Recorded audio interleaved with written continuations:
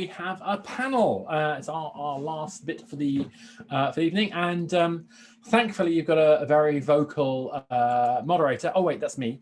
So I'm going to ask my panel to come up. So we've got Eado from Fyber, we've got Otto from Fingersoft, Božo from GameBiz Consulting, and Will from MOLOCO, I believe. So if you guys can come and join me.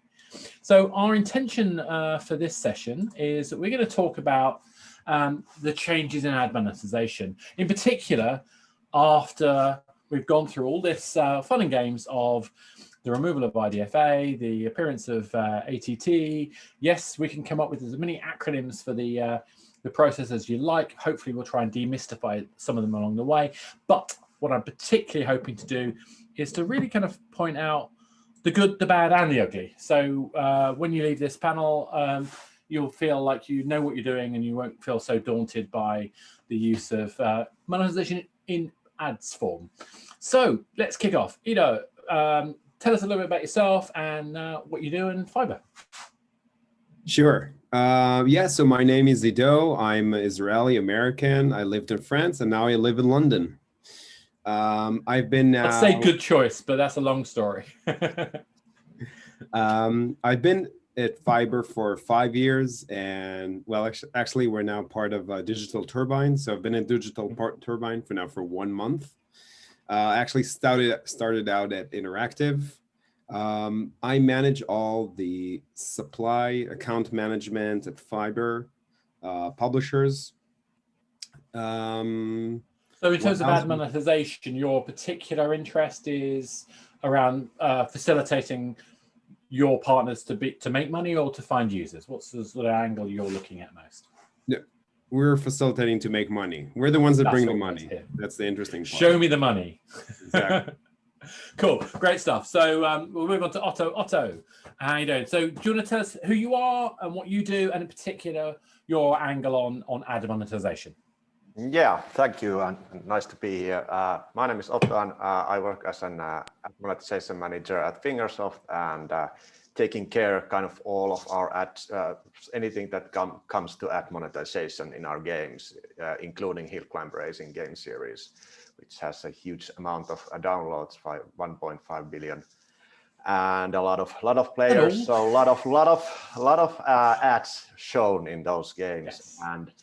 And I started at Fingersoft like 5 years ago as a software engineer, and I by the time I didn't know I liked ad monetization. I didn't know anything about it. Kind of I had seen ads, and then I did a lot of different things. Worked in our live ops team and worked with localizations, and all of a sudden I ended up working with the SDKs and ad network SDKs, and I thought that this is something else. And I worked with SDKs like 2 years, and all of a sudden I found myself in a place that I was asked that would you like to do some business development, and I was okay, and then I became an ad monetization manager. I really enjoyed. I've been working in this position for 2 years now, and like gathering all those things and noticing that you are never ready and things are changing in a huge pace, and everything. You think you learn something, and next day you notice that there are like 2 things that you didn't even know and you have never even heard about. So it just changes constantly, doesn't it? Yes, and I think the panel topic is also one of those. Yeah, exactly. So, Božo, do you want to explain who you are, what you do, and why you like ad monetization? Absolutely. Thank you, Oscar. So my name is Božo Janković. I work as a business development manager at GameBiz Consulting. We're basically a consultancy firm for the video games industry. Specifically, I'm heading the team that is helping game developers monetize their games with ads. So basically, we would help game developers make more money with ads by offering our expertise and knowledge in this area. And we've been lucky enough to work with companies such as Wargaming, Good Game Studio, Nanobit, Creative Mobile, and many, many others. Previously, I worked at Nordeus as a business development manager as well. And as part of my role, I was also managing their ad monetization stack. So yeah, working with a lot of companies on different games, different genres. Yeah, really exciting. And the reason why they get me to do this one is because, obviously, well, for those of you who know, I was evangelist at Unity Ads right at the start of that era of rewarded ads. So I got to learn a lot of the secret sauce in the earliest of days. But I also have done a whole bunch of stuff, even back in the old Java days, where I launched with the very first ad-funded platforms for movies, movie trailers. So in fact, I actually remembered yesterday when I was on the panel, I actually was involved in conversations at British Telecom when we were trying to work out what a banner ad looked like. Yeah, I'm that old. Anyway, let's move on from that. Let's talk about the last few months in particular. Well, we could argue a bit longer than the last few months, but because it's been drawn out, and now suddenly it's here. We had a big change happening, for those of you who don't know, where the ability to identify and retarget an audience has basically been kind of pulled away for some good reasons. Namely, well, we'll get into what's good or bad or ugly later. But essentially around the idea of privacy, one would argue. So obviously you guys have seen this happening. You've had some notice. There were some allegedly, actually, William, I haven't introduced you, have I? What am I like? William. Sorry about that, sir. Can you introduce yourself too? No worries, Oscar. Hi, I'm Will. I launched and lead MOLOCO's EMEA office here in the region. We probably monetize also your games via the Fyber exchange and all the other exchanges because we're a DSP and we're integrated with most of the key exchanges globally. So we kind of come at it from a UA perspective. I think in this age, especially the more opaque sort of landscape, sharing that information between demand and supply is even more important than it ever was. So I thought it would be well worth having participating in this panel too. Definitely. And just because this is something I always get wrong. I've been doing this for how long? Let's not say that. But DSP, demand side, what does demand mean? Because there are still people in the audience who get that the wrong way around. Because in my head, it's the other way around. But could you help other people who are participating understand what that means? We buy impressions in ad units, in apps. I think that's the key thing that devs have to understand is that we're the demand side. We're the side that's got the impressions, and the supply, other people supplying the ads. So they want our eyeballs, we want their ads. So it's a funny kind of like element thing. Anyway, right. So back to my aborted early attempt at talking before I remembered I'd forgotten my duties as a moderator. Obviously, this big change has happened. How much preparation was involved in getting ready for this change, and has it affected just Apple, or has it affected your other working practices? And I'm obviously talking about Google, but there may be other ad models and other platforms you might also have in mind. So, Eado, do you want to start us off? What's the biggest kind of preparational change you've seen? Sure. I think at Fyber, we realized quite quickly that I remember they published this IDFA, rest in peace. Okay, we realized quite quickly that this era is over. And we actually looked for a sustainable solution. We realized that there are not going to be any loopholes. Therefore, we helped build the SK ad networks for programmatic specs. And we're very much involved in that on that side. We have different signals. We have now a lot of contextual signals that we send on the device level, such as the battery, the audio, on the app level, the game category, or also more interesting, the session level, the session depth. Who are the users that are playing? What are they doing? The number of impressions, how many impressions did they see? Did they complete it? Did they click? So we've taken all these, we have about 70 of these, and we've been adding them into our SDKs, and we've already seen a very, very nice increase with some of these users that don't give the consent. Mm. So it's interesting. So just to make sure I understand correctly, so you've got a whole bunch of gameplay behavioral responses, which may not be identified to a particular user, but you can compare a non-signed up user's behavior in average against real opted in user behavior. Is that what we're saying? Yeah, exactly. We actually see some even some whales buyers buying these kind of users, just using these contextual signals. So if you take a bunch of them, you're able to, with a very sophisticated algorithm, you're able to identify the kind of user you're looking for. Yeah. No, absolutely, absolutely. Cool, that's great stuff. So I'm going to make sure I don't skip William this time. William, but I mean, obviously coming from a DSP side, you're looking at a slightly different way. What are the kind of preparation changes that you need to think about? A lot of consultation, I'd say. Yeah. Hell of a lot. So, yeah, I mean, we had to integrate with the exchanges and make sure we're there, and with Scan. So we had to get the engine rooms and the pipes set up accordingly. We had to understand really what the conversion schema would be of our clients, and I think that's the key difference now on iOS. And also feedback from clients as well, just in how to develop the product. And I think the final point really would be not over engineering. We've already seen Apple kind of backtrack in a few areas, bringing VT, for instance. So it's about trying not to waste resource and wait and see how things will develop.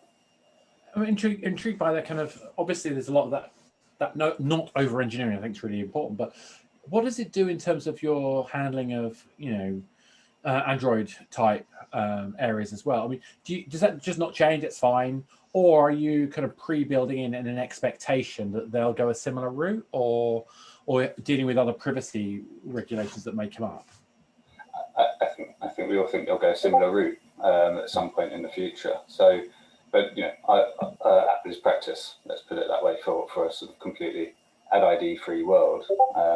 In the meanwhile, I think we've been tracking CPMs on Android, and I don't know if Otto can agree, but we've seen that increase. There's been turbulence both across iOS and Android in terms of CPMs.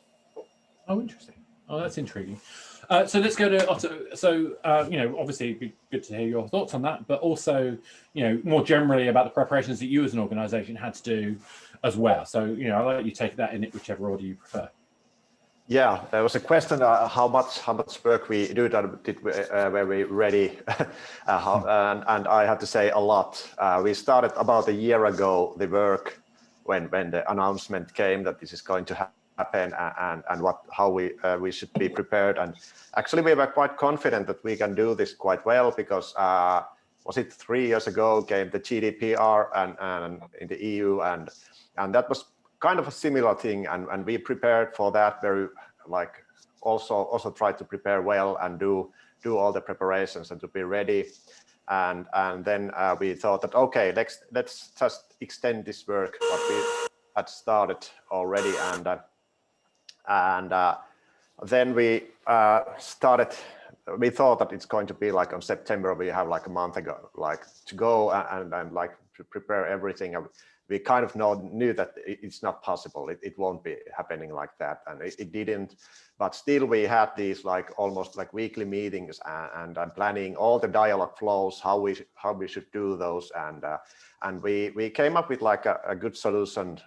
We thought it was a good solution, but we didn't know when we should be ready. The target was all the time moving, and we were just preparing that we have this our update cycle for our games, and we were thinking that okay, if the update comes in the middle of our cycle, then we have to do intermediate update, and we have to be all the time ready. And it was kind of stressful time in that sense, but well, we after looking it back right now, it seems that okay, we did good things, but we were just we thought that we can handle everything beforehand, and it didn't go like that. But good thing was that we learned a lot, all about the dialogues and things. We thought that we knew something about the dialogues because of the GDPR consent, and we didn't, and we noticed that there's a lot of improvements to do, and we did the improvements also on the Android side. So it was overall a good thing for us. We learned a lot, and we did good changes also. So I think that's the big thing, and also working between the teams, because this is, I think, half of the whole IDFA thing is also a UA thing, so that we had to help our UA team. and I learned a lot, like the UA side on also that how we can help them. So that was one important thing. That's the thing. The ad side is a double-edged piece of work. It is as much about who you require and how you target them. And obviously, the biggest problem we've got for the ad side of things, the user acquisition side of things, is we can't retarget as effectively as we once could. But what impact does that have on in terms of revenue is a wider question. We'll get to that in a second. Božo, you were saying, so I just want to get your view on it as well. So in terms of your side of it, obviously the clients you're working with, the teams you're helping, was this a relatively straightforward? I mean, for me, the teams that I've been helping, the games we're bringing on board, I basically just went to the Fyber site and looked at what they were saying to do, and they've started putting that in. I mean, that's not quite fair because I left it very late. I deliberately wasn't responsible for the current live game, so it didn't matter to me. But I imagine some of your teams that you're working with, that did matter, and you had to do something else. Yeah, absolutely. So obviously for different companies, this meant different things. Like those that are relying more on ad monetization, it was a big deal for them. Those whose portion of the revenue is smaller coming from ads, it was not that important. But overall, they had different preparation levels, I would say, in terms of like just from the general perspective, how well their UA team was equipped to deal with this, or how bullish they were about testing different ATT prompts or pre-prompts, things like that. So on a general level, I think that they were very differently prepared. In terms of from the ad monetization side, I just tried to try to deliver at least the minimum readiness for everyone. Things like updating the adapters and SDKs, which were constantly changing, like what is the minimum version that is needed, which was also coming from Apple's requirements. Then like implementing SK Ad Network, they have to change that name, info.plist, and basically making sure that we can actually get the revenue that we earned. And then like with more advanced companies, I was always trying to optimize waterfalls based on IDFA, whether or not we have it for a particular user.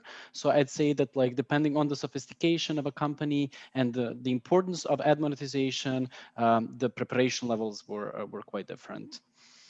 Yeah, I'm really glad that because I was in the middle of transitioning from being a consultancy company that does live ops to a company that was now a publisher, that all happened everything's happened whilst we've been doing the transition. So for us, it's been actually relatively easy, but only because of the hard work of everybody else in the ecosystem. So with this in mind, so we've done this preparation, we've done this work, we've seen these changes happen. What is the single biggest impact that you've noticed so far? And what's the good, what's the bad, what's the ugly? So Eado, do you want to tell us what you think the good, bad, and ugly is of what's happened as a result?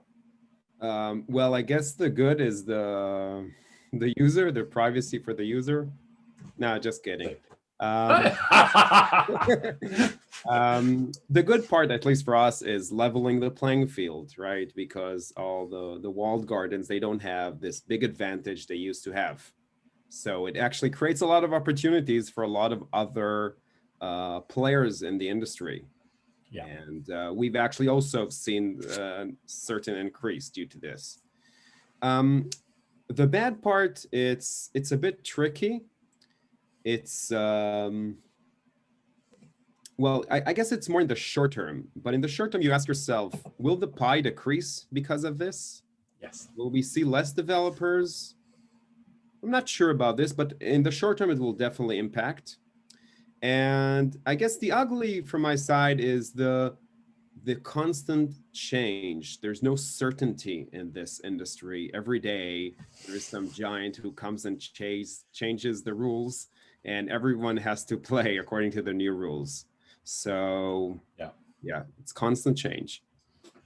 I know a feeling about a song about that last one. We did some work in the UK with the ICO around the children's code, trying to help work out what the developers are going to need to do to be able to conform, particularly if you've got children's audiences, because it's not going to be a defense anymore to say that I didn't aim at kids, which is going to be interesting. So anyway, enough of that. William, so what's your biggest kind of sense of impact and your good, the bad, and ugly? I think it's fracturing of conversion schema essentially. So D7 ROAS, that was the gold standard, right? And now we've got every developer is sort of trying to find their own way in an opaque world, and it's very interesting to work with that, and how you manage that and how you measure success when what the reality is and what you can actually find on a report differentiates so heavily nowadays. So I think there's a whole range of things, but it's essentially an opaque data environment, and also the fact that pretty much every developer is finding their own way. So that, I'd say that's the biggest impact we've seen, and that we're working with now. That makes sense. I mean, what's the kind of biggest frustration though that you're having? I mean, the reason I'm asking the question is probably a bit weighted because I remember Eric Seffert's article where he's recently been talking a lot about Apple's Apple's choices in this process, namely, whilst other people aren't getting access to this data, are they? Is that something that we think is a good, bad, or everything, or is it something you feel is just too dangerous a conversation to get involved with? And I would understand that.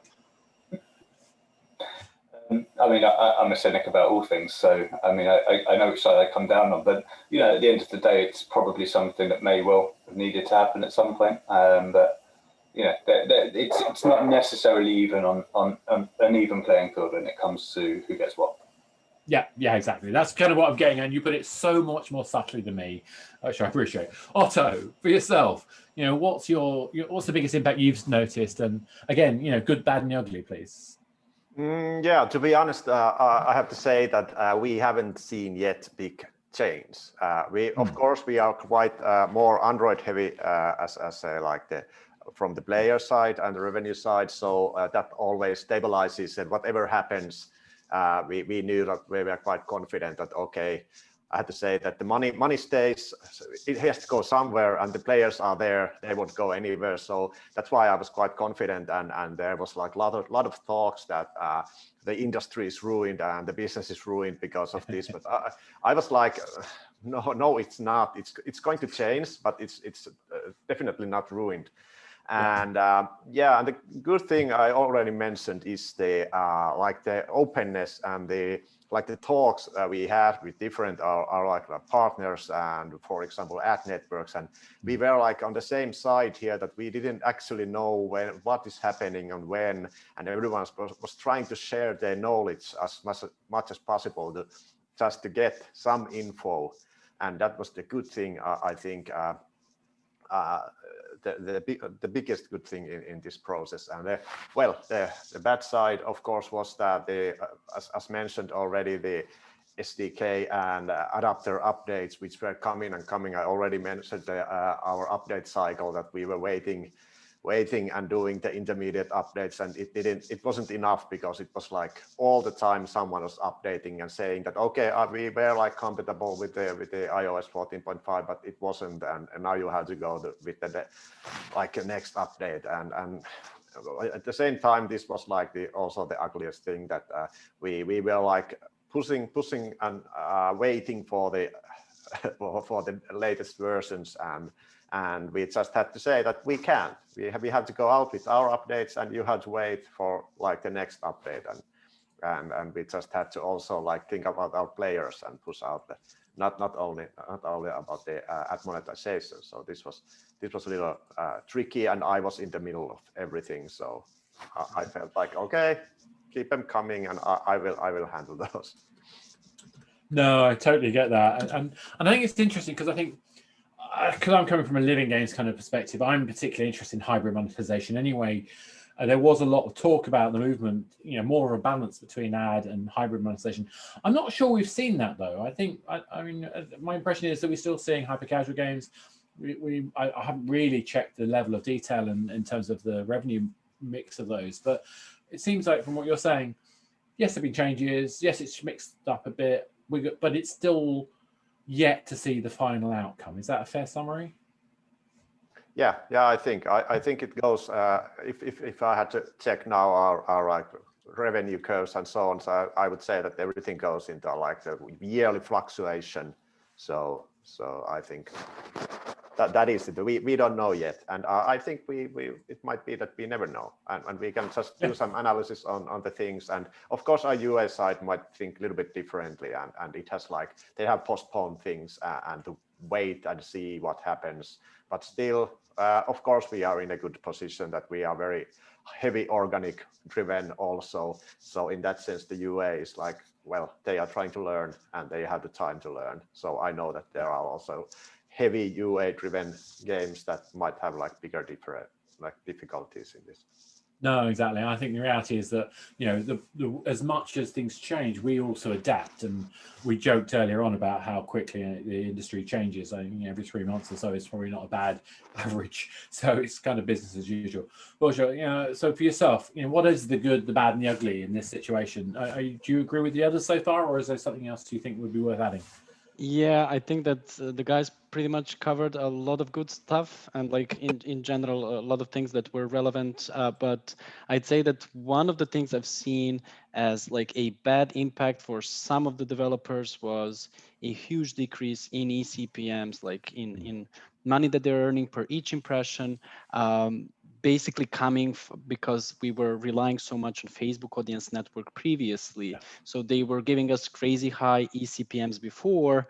Some of those campaigns went away, and now we were seeing the consequences. And it was not the same for all of the publishers, because some of them were getting those campaigns and now they've seen a huge decrease, and others who were not relying so much didn't see that kind of an impact. So for those who were relying much more on Facebook, I think that, you know, it was quite bad impact, and the others didn't feel it that much. And there was one particular ugly, I would say, situation where some of the devs were implementing a particular part which Facebook required in a wrong way. It was a flag for ATT, and like those developers who made that particular mistake immediately saw a huge impact on their revenue, especially like specifically with Facebook. So I think that was an ugly one that I've seen. Yeah, no, it makes sense. And I do wonder, kind of, there's a whole bunch of questions that come in terms of like, I think it was Otto said this earlier, this, you know, the changes of GDPR we had to do back in the day when we had to do COPA, you know, we've had to iteratively change the way that we deal or rely on targetability at the same time as we've had more header bidding kind of stuff going on in the background.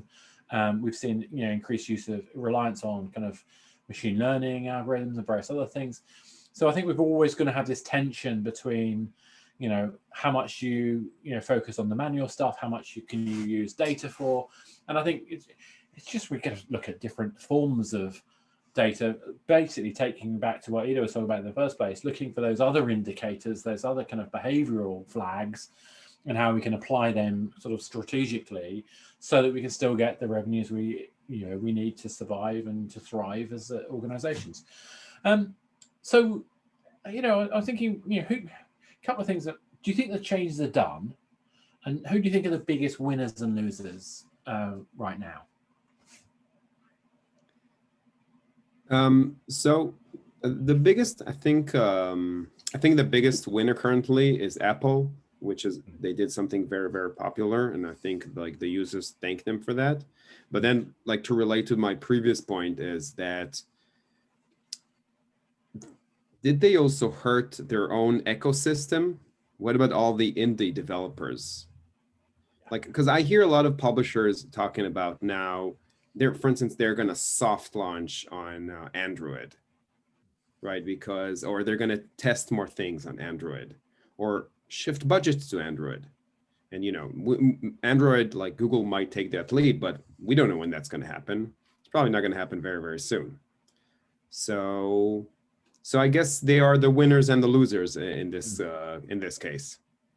That's an interesting one. I have to admit, we only use Android at the moment as our testing mechanism, but that's more about the ease of access in terms of the way their early access tools work, more than specifically the ad funding side of things. But maybe it's also because I'm biased because I'm a PC. William, for you, who are the winners and losers, and do you think we're at the end of the change process? So I absolutely don't think we're at the end of the change process. I think we're going to have to keep poised to adapt. I think it's going to be a little while before things fully settle down. So I think Eado made a good point, right? I think Apple came in quite strong, and that will have an impact on the smaller developers. I think, of the indie developers, and it's not ideal for them or Apple, I'd say. So, but I think there's going to be a medium found at some point, right? And they don't want to hurt that ecosystem too much, but they've got to find the happy place. Yeah, and I think it'd be surprising how those indies adapt, because they can't just throw money at the problem. They've got to start being smarter about it, and that could be in the branding of the games. It could be about the kind of creativity they apply. It could even be in the types of monetization strategies they use. So, like I say, my suspicion is more hybrid monetization will come out of this. But that's just my kind of take on it. Otto, what about yourself? I mean, so far we think the Apple coming out looking pretty shiny, and indies are looking like they might be a bit sad. Do you have any other thoughts? I mean, do we count you as an indie anymore? I don't think so. Like in terms of indies, I hope that there will be like bigger solutions for gathering the consent, so that we would have like a good solution, so that we don't have to like gather all the consents differently and have all those dialogues. So in that sense, I hope that someone will come up with a solution that plug in and gather the consent and do everything happens behind that, and that's something that we have like trying to come up with for our own new games, that our developers don't have to think about all the consent things, that they just like put this in and we have made sure that the texts are correct and legally okay and go for it, and don't mind about that. So we want to like be a service for our devs, so that they can just do their work and develop, and which wasn't the case like in the beginning of this year. They had to think about everything and how the dialogue flows goes and so on. That's not game development, that's something else, that's software development.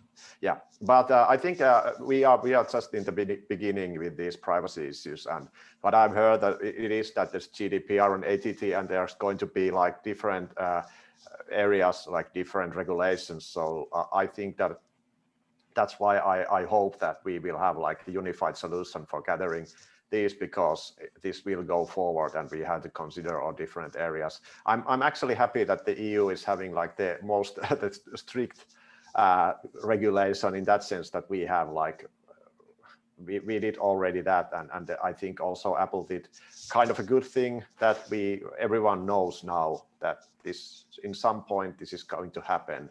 And now it happened on iOS, and probably it might happen on Android in some point, and other platforms also. So I try to like look at the bright side also. Yeah, no, I think that's right. One of the things that I found really interesting, because we've done this work with the ICO, is that there's a conversation I think we as an industry need to have with the legislators in a really honest way, which is to try and work out, help them understand what is legitimately private information versus what is actually genuinely, authentically, just how we manage a player experience. And I think there's a lot of room still for misunderstanding. And I think it's what we don't want to do is end up with a cookie disaster, because I think the way that we have cookies now actually makes people less safe. And what I don't want to do is for users to feel less safe playing games. I want them to be able to feel that they can trust us. Božo, I mean, on your point, I mean, what do you think? Who the winners and losers, and are there any other angles on this that you'd like to sort of add to this? Yeah, I'd agree with Eado that Apple has found a really good way to frame this in order to kind of leverage it for their business, obviously, which is, of course, to be expected. In the short term, I think that networks, so just from the ad monetization perspective now, the networks that have relied so much on using a lot of personal data, so a lot of those data points, are the biggest losers, at least in the short term. And namely, that would be Facebook and AdMob by Google, because they had so many data points, which now they don't have access to. So basically, they're now not able to compete with networks that have traditionally not been using so many personal data points. I guess that would be Iron Source, Fungal, Fyber. And so these guys are probably winning in this scenario because now they have a more level playing field where they can actually compete in those waterfalls, because there are no longer these giants who are taking 70% of impressions, no matter what these mid-sized or smaller networks do. Also, one more point, I think that developers have probably lost in a way that it's not only about the money, it's not only about the impact from this particular change, but what about the time that has been invested? It's been a year since Apple basically announced this news until it actually came out, and during this year a lot of focus, a lot of attention, a lot of time went into kind of preparing for this matter. So I'd say that probably we haven't developed some features that would be more fun for the users than clicking on these pop-ups. So I'd say that from that perspective, maybe there's an opportunity cost in a way that developers could not focus on developing some new features and better game experiences for the users. No, that makes a lot of sense. I totally agree. Now, we're about to run out of time, unfortunately. And what I was going to do is just get you to give me kind of like your one tip, your one piece of advice that you would give developers to make the best of the new normal. Eado, do you want to give us your one tip? Yeah, I have a bunch of them. One is ask for consent. Ask for consent. Publishers, there are still publishers that are not asking for consent. There is no prompt. So definitely do that. Another one, lat waterfalls. Update your SDKs. Sorry, Otto, but it's I hear your frustration, but it's important. Diversify demand, not only UA networks, also brand. And try additional ad formats, banners, interstitials, rewarded video, offer wall, definitely offer wall. I have to say, I'm not a fan of off-wall, but I know it works for various games, and I would definitely say never say never. William, what's the one piece of advice you'd give, or five?